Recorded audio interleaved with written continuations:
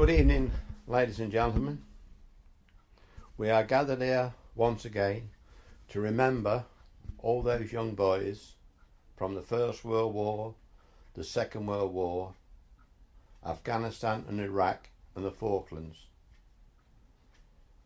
As you know, 40 years ago I started doing charity work, but 30 years ago I had an experience when I was talking to one of my customers in the cafe, and he says to me, I was in Arnhem, Normandy and Dunkirk, and I would like to go back to visit my friends I left behind, but I can't afford it. So after he left, I thought about it. I went to bed that night still thinking about it, and I realised what pain they must have gone through, because my uncle was in the Japanese campaign, and when he came home, to kill the pain, all he could do was drink. I found him many years ago in his chair with his bottle of whiskey aside on him, passed away. So I do know what sort of pain they must have went through. In every story there is a beginning and an end. Sadly, on this year it will be the end for my charity for the veterans. As I say, 30 years ago, when I had that veteran come in to my cafe and said he would like to go back, I started a charity called the Anglia Pilgrimage Fund. With people like you here tonight and all those hundreds that sadly has left me over the years, I started the charity off with me, Alf, Herrick and old Tom. There was veterans of Arnhem and Dunkirk. And in these years we have done, as I think, the impossible dream for our veterans. In this time, as you know, I have took many thousands of veterans back, brothers, sisters and relations. So I think tonight it would be nice to tell you what we have achieved in these past 30 years. I don't know whether it's 30, 28, 29, but I know it's around the 30 years since I've been doing it. And in this time, I've lost hundreds of veterans that I've met and known and taken back. So tonight, I would like to say on the behalf of me and my veterans, I would like to start off to thank all those people from New Zealand that sent their sons over to help us in our hour of need. As we know, many did not return.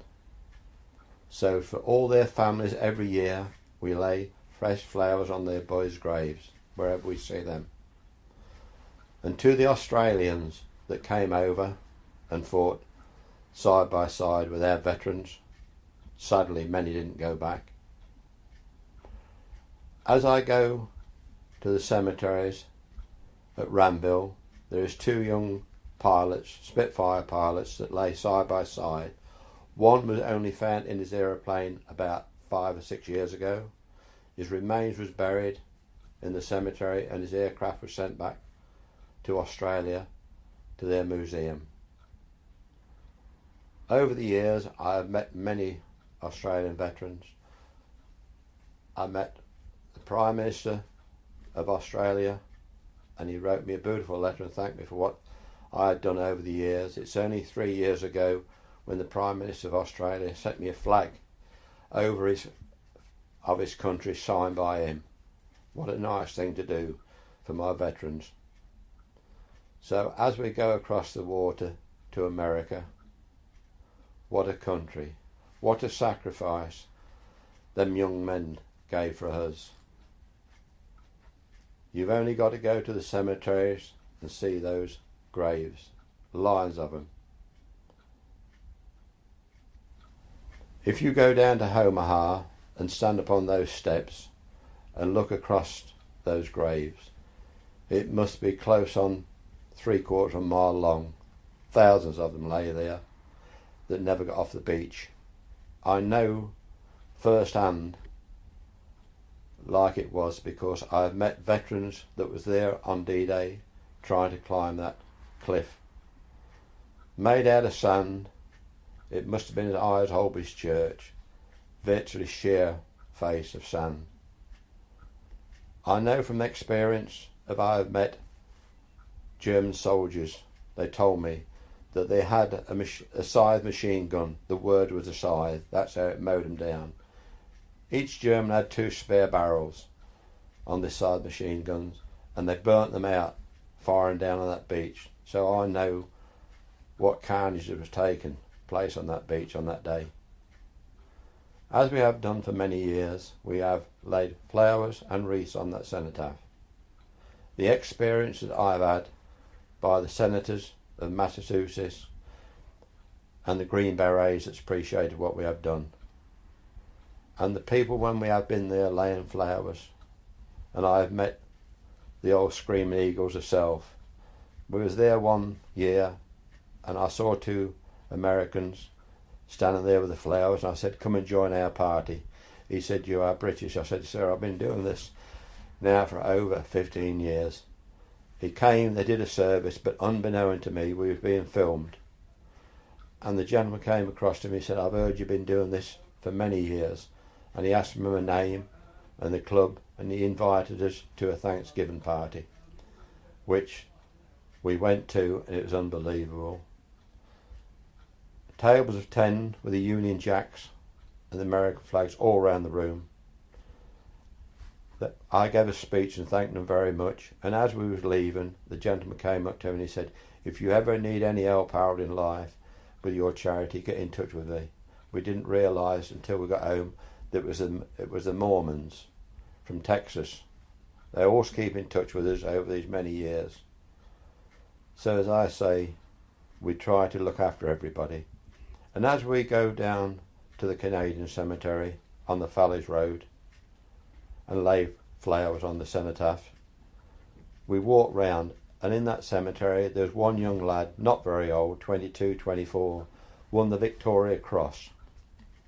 Not only once, but he won it with bar, so that meant he won it twice. What a brave young lad.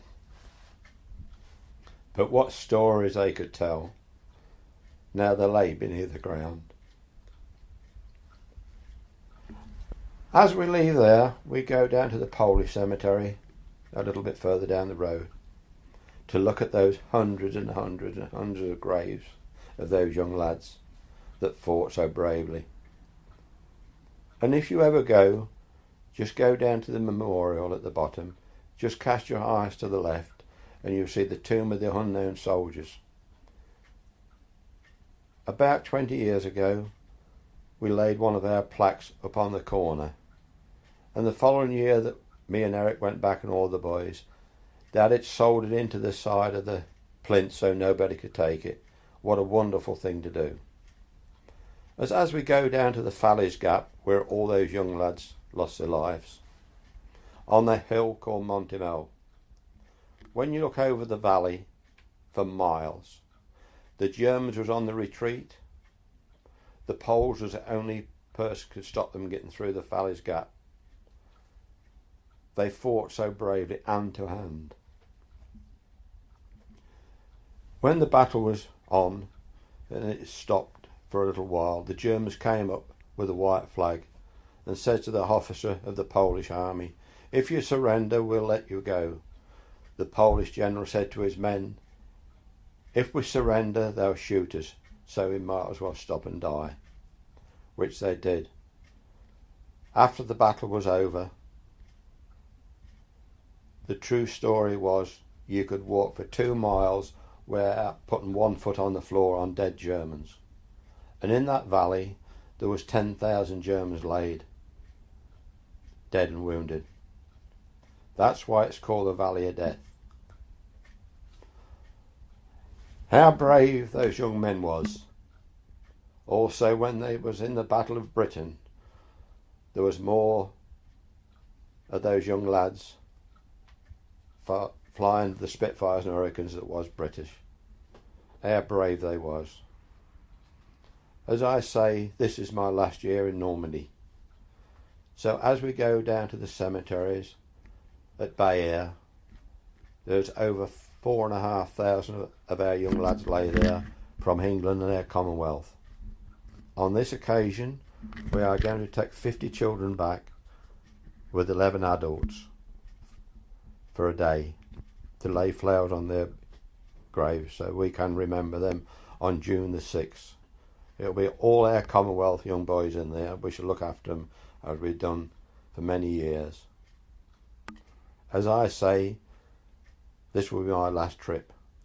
So I promised Ernie and Sid, two of my veterans that's left, when they landed on the beaches of Harrow on D-Day morning, I will take them back on my landing craft called the Duck. I bought one, completely repaired it to its former glory, and I will bring our veterans back as they was when they was about 17, 18.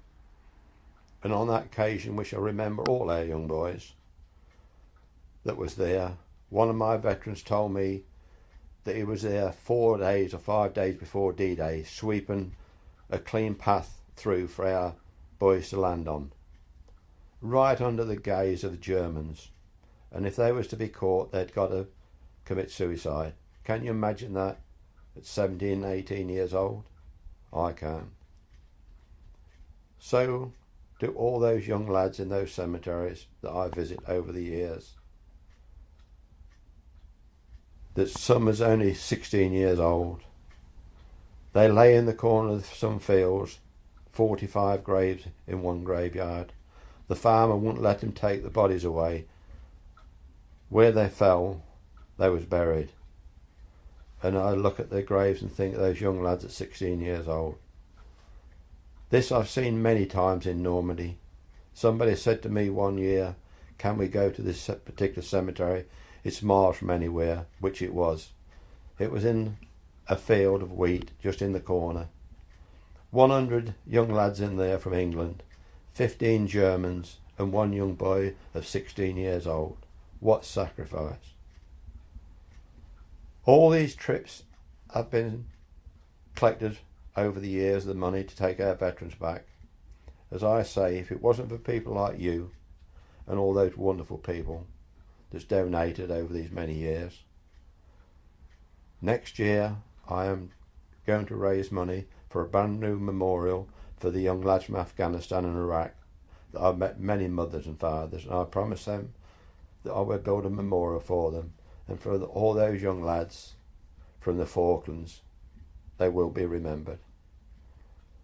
So ladies and gentlemen, I have been very fortunate in my life to look after all our veterans from Scotland, Wales, the East Coast and the South Coast. I think we've given them something that they deserved for what they did for our country. We shall never be able to repay. So with this message I would like to say thank you all you people that's donated all the money over these many years.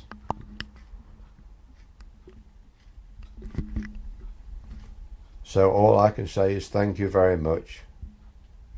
And only last week I had a wonderful letter come from a member of the royal family thanking me for my 30 years of fundraising. But as I say, I'm only the leader. All those people behind me over the years that's helped me, sadly most of them has gone. But Peter and Wendy still helped me to raise money. This year alone in the cafe we have raised £500 a week, every week since May. And all that money we have raised will go back to help the veterans to return and to buy flowers, all these roses for the graves. So with that, ladies and gentlemen, I would like to thank you, and all I can say is God save the Queen and our country, the Queen and our country, the Queen and our